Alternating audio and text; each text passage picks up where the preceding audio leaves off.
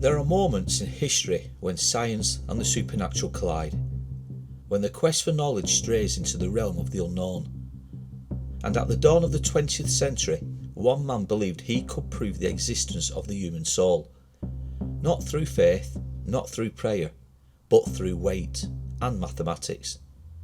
His name was Dr. Duncan MacDougall, a quiet physician from Massachusetts, and inside a small sanitarium he performed one of the most macabre experiments ever recorded. When a person dies, does something spiritual leave the human body? And if so, could it be weighed?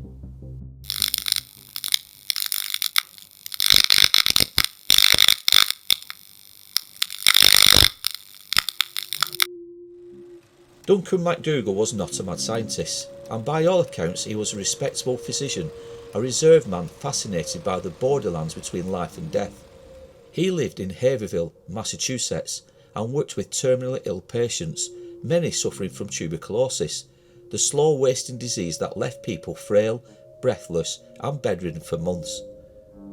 At the turn of the 20th century, spiritualism was flourishing. Seances, ghost photography and claims of contact with the dead filled newspapers and parlour rooms. The line between faith and science had begun to blur, and MacDougall wanted to bridge that gap. He didn't want to speak to ghosts, he wanted to measure them. MacDougall went on to propose the following theory. If humans possess a soul, something separate from flesh and bone, then it must leave the body at death. And if it leaves, it must have mass. So in 1901, he went on to weigh the human soul. MacDougall built a special bed, a wooden frame mounted on a finely tuned beam balance scale, sensitive enough to detect even the smallest changes in weight. He moved his equipment to a private ward in a Massachusetts sanatorium and began his grim vigil. His subjects were 6 patients, all near death, all willing participants in his experiments. Each was placed upon the scale, motionless, as MacDougall waited for the inevitable. And then it happened, and as one patient passed away, MacDougall claimed that the scale shifted.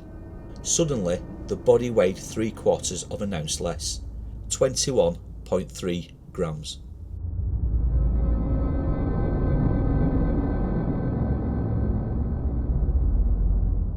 This, MacDougall claimed, is the supposed weight of the human soul. MacDougall repeated his experiments on the remaining patients. Some results were inconclusive. Others, he said, were ruined by movement or technical error. Only one showed that mysterious instant drop. Yet MacDougall chose to believe it, calling it the departure of the soul. He would later write, "The instant life ceased, there was sudden diminution in weight. It is unaccountable by any known means." But MacDougall wasn't finished. To strengthen his claims, he decided to repeat the test, not on humans but on animals. He placed 15 dogs onto the scale and waited for death. This time there was no loss of weight.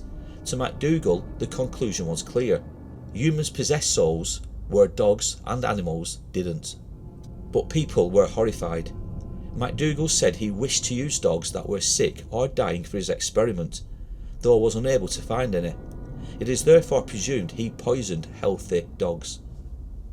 On March 11, 1907, the MacDougall story exploded across America.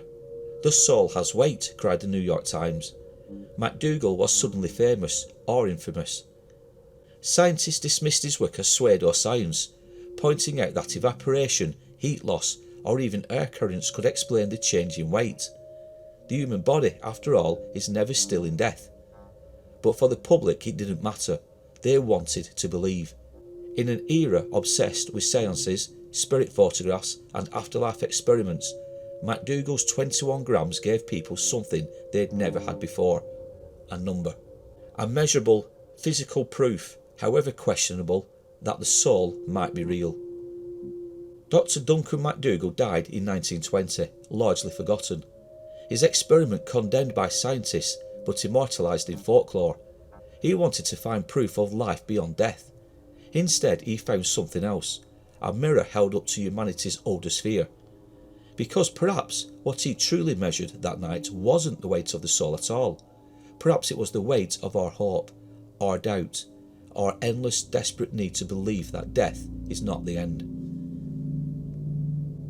MacDougall never proved the existence of the soul. His experiment was flawed, limited, and ultimately rejected by science. And yet, more than a century later, the question he dared to ask still lingers in the quiet spaces between life and death. If something truly leaves us at the final breath, something weightless yet measurable, what exactly is it? Is it consciousness slipping its biological anchor? Is it memory, identity, or the sum total of everything we have ever been? Or is the soul not a substance at all, but a transition, something that cannot be held because it was never meant to stay? What if the soul does have weight, but not in grams, only in consequence? What if it does not depart in an instant, but fades, leaving echoes in the room, in the air, in those who remain? And what if MacDougall was wrong in his measurements, but right in his instinct, that at the moment of death something irretrievable is lost? They say the soul weighs 21 grams.